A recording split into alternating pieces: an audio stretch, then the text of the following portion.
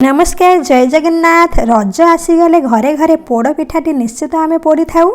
जदि रजरे पोड़ पिठा न होइछि रजर किछि मजा आसे नाही।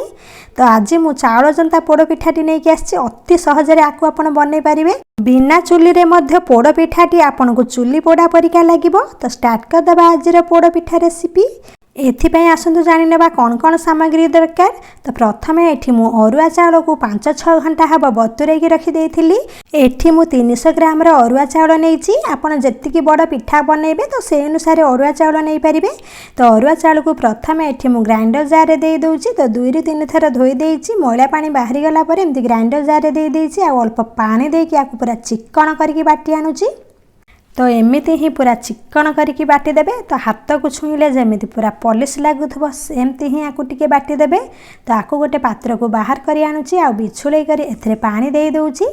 चाउल को बाटिला बेले अल्प पानी देइथिली आ अल्प पानी एथरे बिछुले करी देइ देइछि। तो हाथ को पूरा चिक्कण लागुछि। आकु गोटे साइड को रखी दोछि। एठी मु पोड़ पिठार जंतुणीटी बनैबी। तो सेतिपई गैस उपर एमती गोटे बड़ कड़ाई बसै देइछि। एथरे पानी अल्प देइ दोछि। एठी मु 1.5 ग्लास पानी देइ देइछि। चाउल बाटिला बेले आधा ग्लास पानी रे चाउलटी बटा हेतिला आ एथिरे 1.5 ग्लास पानी देइछि। तो अनुमान करके एमती पानी देइ देइछि। तो चाउल बटाटी जतिकी नेइछंती तो सेही पानी को देखि करी सेही अनुसार पानी एथिरे देइ देबे। तो अनुमान करके मु एठी पानी नै जाइछि। तापर एथिरे गुड़ को देइ देइछि। तो मिठा टिके अधिक हेले पोड़ पिठारे खाइबा पई भल लागि थाए। तो सेतिपई मु एथिरे अधिक टिके गुड़ देइ देइछि। तापर तेजपत्र गोटे छिड़े करी देइ देइछि। अदा आ गोलमरीच को एमती छेची करी एथिरे देइ देइछि। आ गोटे छोट साइज नड़िया को एमती चुन चुन करी काटिकी रखिथिली देइ दोछि। चिना बादाम रा मंजी एमती भाजी करी रखिथिली एथिरे देइ दोछि। तो सब को टिके फुटीबा पई छाडी दउ।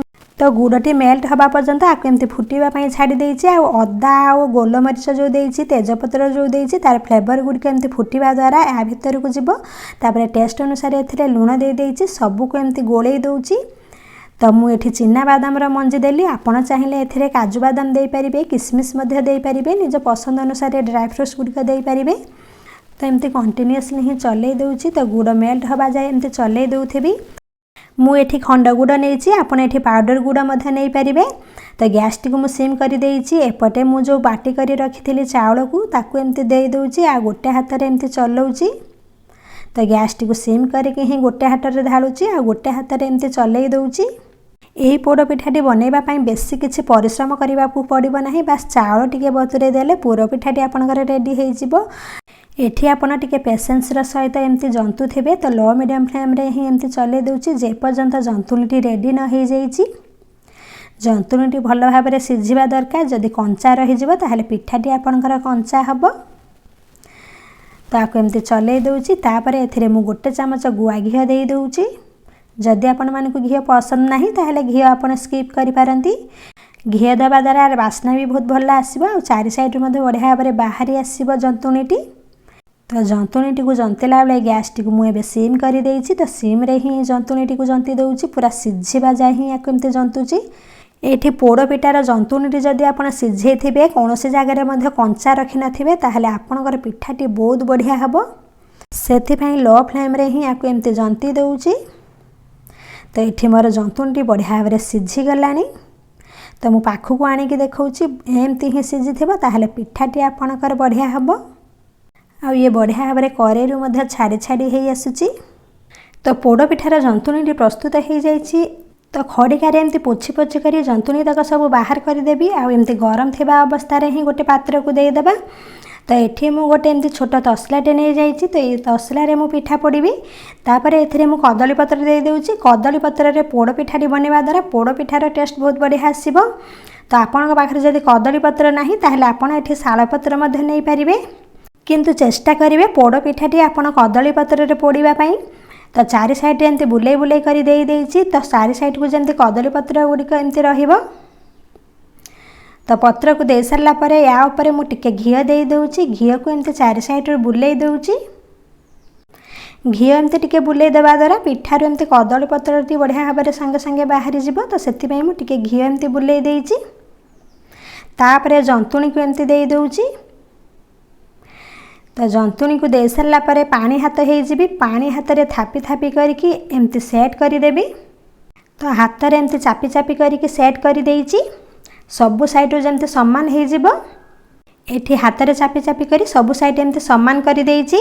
या ऊपर टिके नड़िया एमती सजै दउछि। नड़िया को एमती सरू सरू करके लंबा लंबा करके काटिके रखिथिली तो आकु या ऊपर दे दउछि जहा द्वारा पोड़ पिठाटी देखिबा पई सुंदर देखा जिवो। तो आकु दे सारला परे या ऊपर एमती कदली पत्र को दे दउछि। तो पूरा कभर करके रहला परिका कदली पत्र को एमती दे देइछि। तो पिठा को एबे मु पोड़ीबी तो सेथि पई गैस ऊपर गोटे बड़ कड़ाई बसै देइछि। तो एथिरे एमती गोटे स्टैंड दे देइछि। तापरे तसला को एमती दे दउछि। या ऊपर खाप खाइला परिका गोटे बड़ तसला एमती घोड़े देइछि। पूरा चापी करी गोटे बड़ तसला को ही घोड़ेबे जेमती पूरा सेट हेकी खाप खाइकी रहिबो।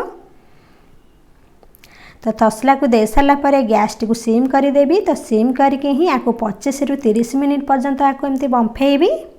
तो एठी पिठा आपण जेतिकी बड़ साइज रे पोडुचंती तो सेई अनुसार टाइम आपन को कम बेसी लागि पारे। तो मु एठी 25 रु 30 मिनिट पर्यंत एमती गैस टी को सिम करके रखी देइथिली। एठी तसला टी को बाहर कर देइछि। आ पिठा को मु चेक करूछि या ऊपर पत्र को एमती बाहर कर देइछि। तो पिठाटी बढ़िया भाव में एमती ऊपर साइड रू मध्ये पोड़ी आसी साइड रू मध्ये पोड़ी आसी। तो गोटे काठी नहीं एमती चेक करूछि तो काठीटी पूरा क्लीन आसुछि। तापर याकू पूरा पूरी भाव में ठंडा करबा पई एमती बाहर रखी दउछि। 3 रु 4 घंटा पर्यंत एमती बाहर रखी देइछि। ठंडा हेले ही पिठाटी आपनकर भल भाव में काटी हबो। जदि आपण माने पिठाटी को राति रु पोडौचंती ताहेले पूरा ठंडा हबा पई राति जाक एमती बाहर रखी देबे। तो पिठाटी पूरा ठंडा हो सारा पर आकु गोटे प्लेट को एमती उल्टे देइछि। तो बढ़िया भाव में पिठाटी बाहरी आसीछि। या ऊपर कदली पत्र को एमती बाहर कर दउछि। दुई पट साइड रू पिठाटी हल्का हल्का टिके ब्राउन कलर हो जाइछि आ पोड़ी मध्ये हो जाइछि।